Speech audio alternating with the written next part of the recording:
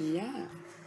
I'm just going to try to pretend like this video is not there. Hi, Porch. This is for you later. But right now, you're a distraction, so I'm going to point you away from me. Because I was in the middle of getting real live holy communication. So you're just over there. Stare at my stuff and try to figure out what it is. Okay. To be announced later time.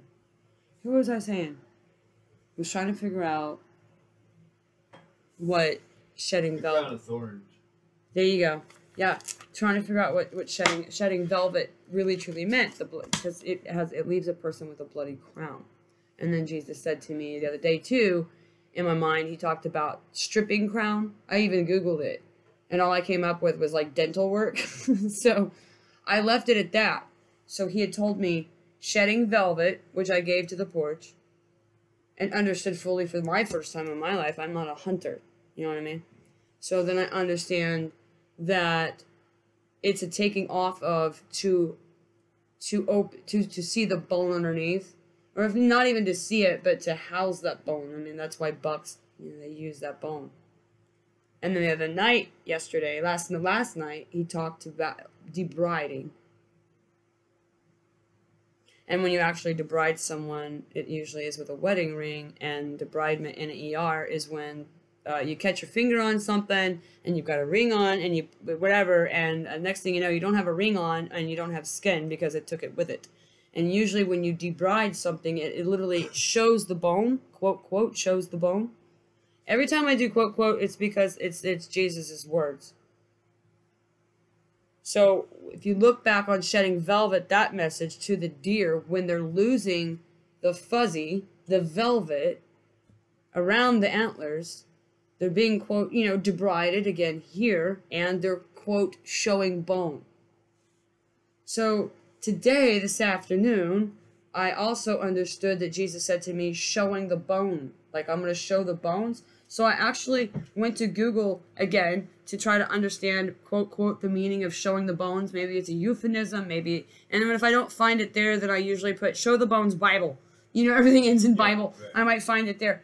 Sussing out, I understand what he said about dry bones. I get this. What was he saying about this? About exposing the bone. Showing the bone.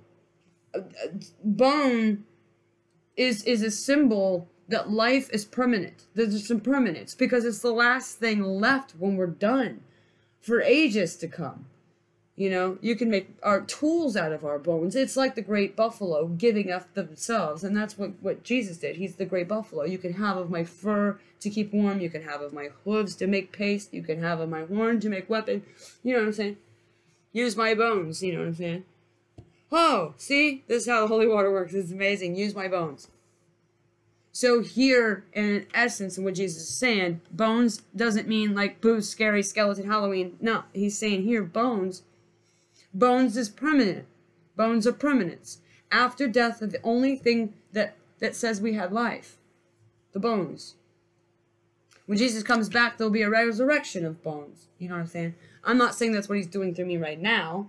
You know what I mean? At the moment, we're making a collective, useful, holy water mark on the word bones.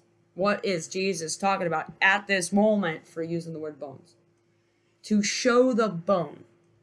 So, we've heard sayings like where the metal meets the meat and things like that, So I don't know what to do with show the bone, but I know that we're going to a place where in the future, quote, quote, show the bone. I don't know exactly spiritually if it's a real physical thing. I don't know exactly. I'm sure that will come down the river a little bit more, but show the bone is exactly what is shedding velvet. That's debriding.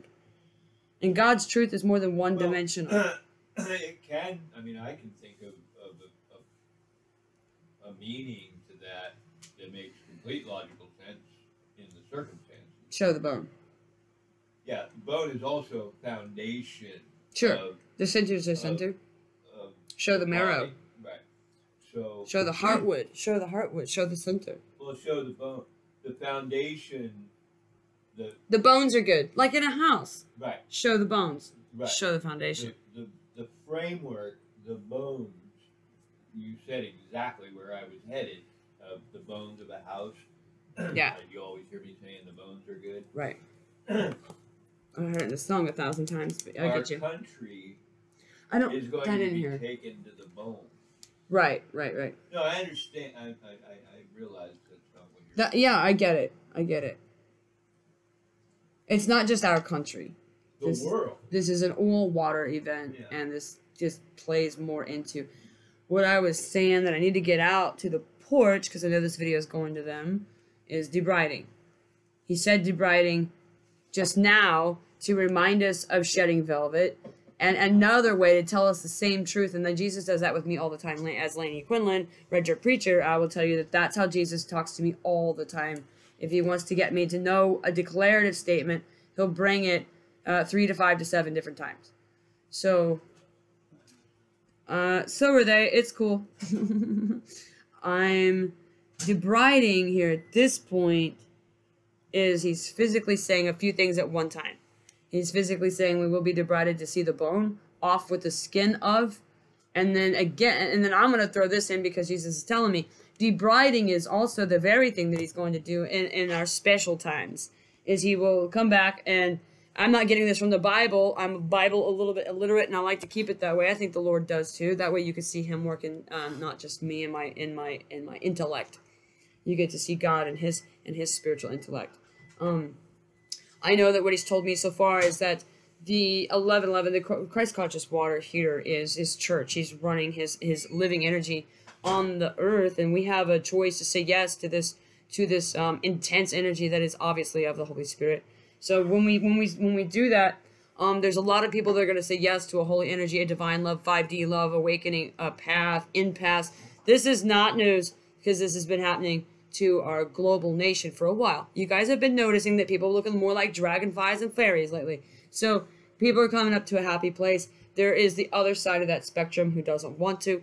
That's empathy versus narcissism. That is the spirit of Jesus Christ, which is made. Jesus Christ is empathy all day long. Man, that's the only man in the world that gave his blood for everybody else in the world. So he must have had a lot of empathy for us. So Jesus is of love, and through love, and God is love. So love is empathy. Love, empathy is actually the spiritual IQ of love. If you went to Love's college and you graduated with a PhD in love, you're going to be in a job of empathy. That's what it creates. So if you're not a loving person, you can't have empathy. If you're a narcissistic person, you do not have empathy at all. And empathy is understanding somebody else. Understanding somebody else's shoes and perspectives is the key to harmony and equality. That would lead to a perfect world. So right now you are completely correct, humankind, when you say, oh, all the political drama is truly a spiritual drama. Well, yeah, it has been spiritual for like 2,000 years. We're just now coming to the spiritual awareness that we're all connected spiritually, and that this is all connected spiritually. When you get strep throat 9 times in 1 year, it's probably because you have truth to tell. We just realized that the two were connected just like 3 to 5 years ago. Out loud as a collective. And that's shameful, because this has been laying around for a long, long time, but we're just now using it. So let's not give ourselves credit for us using it. You have to give Jesus credit for bringing the jumper cables, or else we'd all be damned right now. So oil and water separate, because empathy is being grown from 1111, from the living consciousness. Everybody's becoming empathic. Okay, empathic. Hello. So there's half of the world that's going to choose the empathic 5D love consciousness and travel and find Jesus, or just travel and find God. God is love and love is God. So label it what you must and hate your other brother who's trying to love too. Just love out loud. We're all serving love. Love is the religion. John Lennon died for having it right in a song. So knowing that out loud the way that we do makes us powerful, because we're unchaining ourselves from paradigms and patterns that we have been golden handcuffed to because of the adversary. Well, that kind of pisses him off. So the adversary is also a spirit. If you guys are waiting on a literal man and a little demon to come back and have a little showdown in front of you like the best Netflix, you're wrong. This is a spiritual thing. So God's back in spirit. No need to worry. I'm gonna wait till God come back. He's here now. Pay attention. He's here now. He's been here for 7 to 10 years in 1111 water. You're just now hearing about it.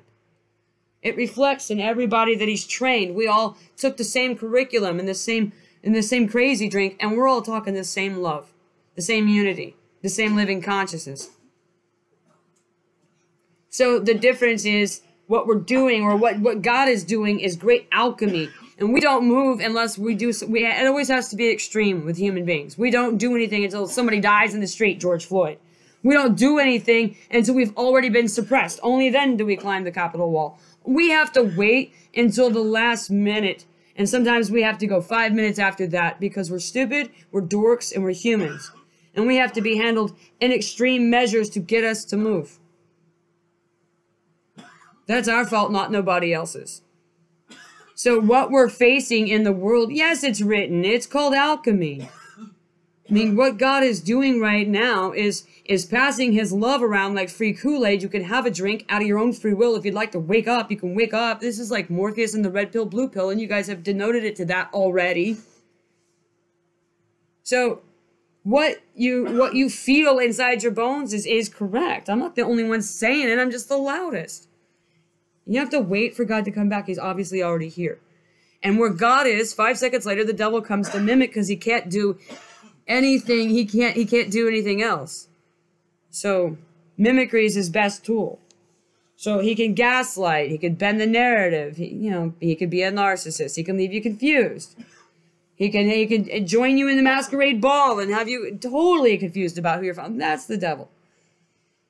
Blatant hypocrisy right in front of your face. Blatant truths laying on the ground, but nobody's seeing it because you have to have an acute eye to see something so blatant. This is the devil's language. We're living it out loud right now. Jesus also had warned me a while back about a deluge, a while back being this early fall when kids go back to school last year. He warned me about the deluge of discord, which is a deluge of chaos. He said it would go, quote, over the dam. I had walked around for 3 weeks in my domestic life asking God if he was actually talking about a real flood, because you already did that once and said you weren't going to do it again. He's not talking about a physicality of a flood. He's talking about a spiritual flood, a spiritual inundation of chaos. And I believe we are standing in it. And if not, we're getting ready to walk deeper in it. If you don't know what a flood is, it floods you out. It inundates you. It floats you away. It's not that it only gets up to your ankles. It inundates you. That's a flood. He said flood. So there's that. We're building an ark over here on the porch. Get in. So knowing that he talked about the separation of oil and water, knowing that he talked about narcissist and empathy, and that you guys have to understand that this is a spiritual battle.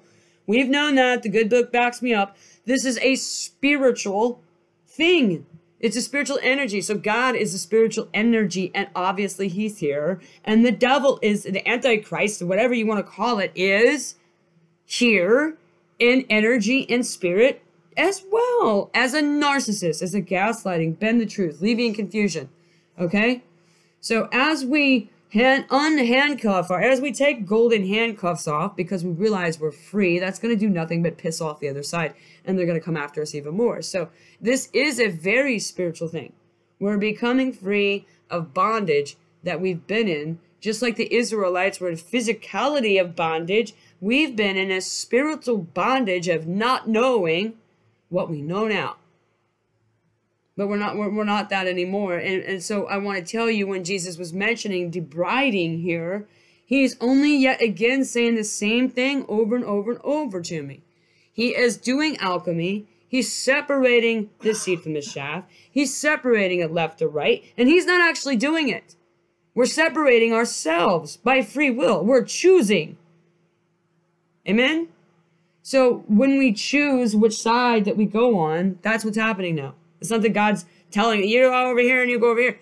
You already chose by what's inside your chest, which is your bone. So let me see your bone. If Jesus is asking us that, let me see your bone. When you bleed a little, can I see your bone? And, for those that love themselves are never going to cut themselves. So the river splits at oil and water. It cannot ever merge as one. It splits left and right. It splits into narcissist empath. It splits between I love myself and I love God. I love truth and light. I love power. I love me. I love safety, status quo. You can't serve status quo because truth breaks status quo every time. So if you're serving status quo and protecting your own status quo and doing damage control, then you're serving the world in your own ego. You're serving fear, not love. And that's the difference between what Jesus is doing right now. He's splitting us apart from what is his and what belongs to the world. Anything that belongs to the world belongs to the adversary. So for those of us that, quote, do not belong to this world, that's why I say stay out of your mind. Let go. Be crazy. Don't belong to this world. For those that don't belong to the world, that's the ones he's coming for. And it's not like he's going to come down here and literally dig us up here. He's here energetically now. When there's a rapture to be had, it's because he's taking his bride home. After he wrangled her from the arms of a man, the adversary, the world, the 3D matrix, the bullshit, the lies, the narcissism, the crap that we're seeing now. And why are you seeing it now? Because there's a light of truth on the land. Whether that manifests through people and the truths they speak, or it is literally from the Spirit of God running through people. He's making prophets, and he's making sons and daughters prophets. That's obvious. That's also in the very back of the book, in a cool place called Revelation. So you know where you are in history, you know where you are in the present, and you know where you are in the future, because right now we're living in all three. Time is fluid, not straight across. I mean, you guys are reading a 2,000-year-old book, so am I, proclaiming that that's what's going to happen. It's 2,000 years old, and they call me crazy, right?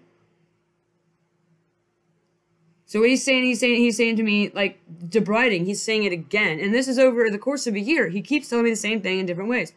I'm going to debride you. Literally, what is debriding? I'm going to take my bride away from the world. So everybody that loves Jesus and Christ consciousness, and it's really not, does everybody get a Bible in their hands and we're going to have rapture? I think Jesus was talking about, does everybody had a chance around to have Christ consciousness? Because right now, Christ consciousness is going around the world faster than COVID ever could. And it's actually making more people come alive than COVID's killing. Like God got you on the snap, right? So yeah, we are living in unprecedented times. And my job as a messenger, as crazy as it looks, but it don't sound crazy, does it? So he's talking about debriding again. He's coming to pick up his bride. He's coming to separate the skin and the bone. Oh my gosh, there you go. That's what I was looking for. Anyway, so I was actually sitting here, not meaning to put up a preach. I was actually to let this camera roll while I sit here, and literally there's nothing. See, there's nothing around me but me. And anyway, I wanted to finish wholly revelating what it is that he was talking about to me about shedding velvet, because it's been on my mind for about a week or so since I gave it to the porch anyway. And I wanted to go into detail. I'm a curious kid like that. I'm an Aquarian. I'm curious. That's half the reason I got this job with Jesus, is I'm curious. So I've been asking him in my spiritual place, can you please, if you allow it, can you please detail to me what it is that you exactly mean by shedding a velvet? And the more that I ask him, the more that I got stripping of the crown, and I realized too that of all the years I've been working with Jesus, one thing he does. When he says something, he spiritually means it. Like debriding. He spiritually means it. And then he means it emotionally, debriding. He emotionally means it simultaneously that he spiritually meant it. And also, he physically means it, which means there's going to be an absolute physical manifestation of the direct thing that he said. He does all three at one time when he says one thing. So if he told me we were going to go to a crying season turned out to be COVID, and boy, did we cry. We cried. So if he told us we were going to go into a separation season, a great division, and then he coined the phrase in June last year, great divide. Where are we, church? We're sitting in the middle of a great divide. Even the news is reflecting God's holy word through me. Great divide, great divide. Yeah, I know. So I can't stress to you 100% how much I'm being transparent and telling you, you better have heads up. Not just for the things that I'm saying because I'm me. It's because of who he is, who God is, who he said he was. He said he would talk through people. He said, not me. So through my transparency, I hope to God that you take heed to what he's saying, because I know, living Laney Quinlan, Red Dirt Preacher, I know that he's real, and what he's already said has already come to pass. I've watched it. And not so much, I'm not saying that Revelations is vague at all, but right here, right now, he's giving me all these other things that aren't in Revelations. Shedding a velvet, can't find that. Poppy fields, can't find that in Revelations. But I sure found it at this desktop in my bedroom. Holy revelating. So I'm asking him what he meant by it in a more detailed way. What are you talking about, debriding? Debriding is the same thing that happens to shedding a velvet of deers. Skin comes off to reveal the bone. So I kept asking Jesus, like, are you what skin am I? What skin's gonna come off to reveal the bone? Are you talking about spiritually? Are you talking about physically? And I know that God always has a physicality, so I just flat out ask him, why would I have a bloody forehead? I mean, because the reason I ask him that particular question is because he taught me about shedding velvet. For those of you that watched that video and saw the pictures I put on the porch, the deer have a bloody forehead, a quote, bloody crown. So mixed in here is Jesus' holy word that he gave me. He said stripping of the crown. All right, well, I got stripping of the crown. I get that there's actual blood on the crown of the deer. Why are you telling me this? Why would we, the people, or me, myself, have a, quote, bloody crown? Therefore, why would I have a bloody forehead? So I'm going to physically ask you, why would I have a bloody forehead? And then right away, what made me go get the computer was I had the image of the crown of thorns. The crown of thorns, in and of its own right, is almost like that of a spiritual mantle that a buck would have, that the deer would have. A deer has antlers, okay? You shrink them down and shape them into a circle. I mean, the day that Jesus was dying, was that not a whole bunch of little antlers on his head in some weird way? You know what I'm saying? The day Jesus died and was wearing a crown of thorns, debridement happened. There was showing of the bones, but Jesus' bones were never broken. So if he wore this crown of thorns, which is also what a buck wears, which is a crown of thorns, because that's what antlers are. If we're to have a bloody crown like the deer, well, the deer looks a lot like Jesus in his passion. How did Jesus get a bloody forehead? How did Jesus get a bloody crown? Well, he had a crown of thorns on his head. And I don't know exactly how this plays in with to strip the crown. So I have that for you, church. That's as far as I've gotten. So, it's almost like off with your head. We're going to go into a physicality of this as well. So I'm not exactly sure what physically is going to be making our foreheads bloody. I don't know what's going to make our foreheads bloody. One can only sit around and play the what if game 1,000 times, and I tell you all that. Here's a weird thing that I've already said in many videos before when I wholly revelate through to spiritual meteorology for what's coming out. Is I've told you guys 1,000 times I will not bring you any more than what I've got. I don't embellish anything. I bring all of it. I make sure I get it all out. I don't leave little crumbs behind. It's my job. And I have to do it well. It's a blast, really. And I've also told you how I know the bone of the story of where we're going, but I don't know the manifestation of the color of the skin, or if it's got freckles, or if it has a watch, okay? I know what he's telling me, yes. But I can't point out exactly which earthquake is going to come from that equator line, or what volcano, and I named the volcano and I named the celebrity. It's not that detailed unless God wanted it to be. And to me, those details are the flesh. They're the freckle, the watch, they're the flesh. I don't get to see the flesh of how or what this turns out to literally manifest as, but I'm always given the bone. I've always said in my past videos that he gives me the bone marrow. I can give you the bone of it. I cannot give you the flesh of it. Which is really weird, because right now we're talking about bones and flesh, and we're talking about debriding. So off with the flesh to see the bone. I'm not sure why that's relevant, but I'm sure it's God's alchemy. We went through a crying season. We went through a division. We went through a great divide. Because we were supposed to fully spiritually alchemize, be separated spiritually speaking. And nothing says we got to spiritually see each other's true colors in 2020 the way that we did. Funny enough that when we didn't have masks, we were all walking around hiding behind masks. The moment that we put masks on, we all started showing our true colors.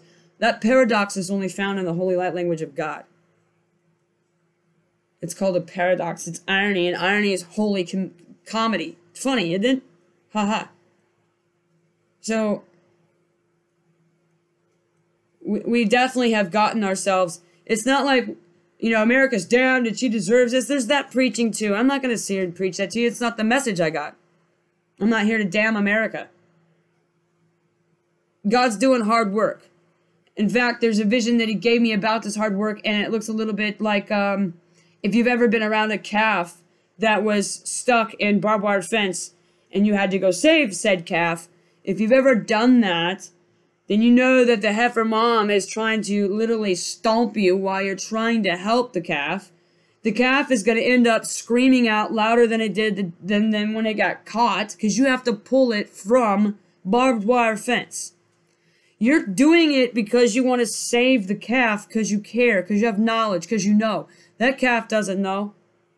All it knows is that you're debriding it and you're making it bleed. But you're making it bleed so it can go back home and live life, you know what I'm saying? The mother is trying to stomp you to death because she doesn't understand. I mean, sometimes there's that 1 in a million cow. So you have a fight on your hands on both sides when you're trying to help. And nobody sees that until after the fact. Keep that in mind, church. So we too might even be the calf at this moment, stuck in a fence where we're going to have to let our holy dad come and pull us from this. And we might cry out. And we might have bloody crowns. But he rose back up after 3 days after having his. So don't expect your death to be long. You know, there's a good alchemy in everything that he's doing. And like I said, you know, you want the whole story, I guess go check Revelation. But it's nice to get coaching points at this minuscule of a level, day by day. Yes, we're in it. Yes, we're in Revelations, and you and I both know that. But it's like Jesus is allowing me and us to have a miniature calendar to that, a day by day, an hour for hour, a breath by breath calendar as we come into alchemy that's going to pull us away from the adversary, to debride us away. And it's not going to be unicorns and popcorn. This is going to hurt. And everything that's ever been good for you in your entire life has always hurt, and you know that. So I always say hold tight to grace as we go through this. But anyways, my job to bring the message until I get more. We'll see you next time until the reed basket comes back down the river.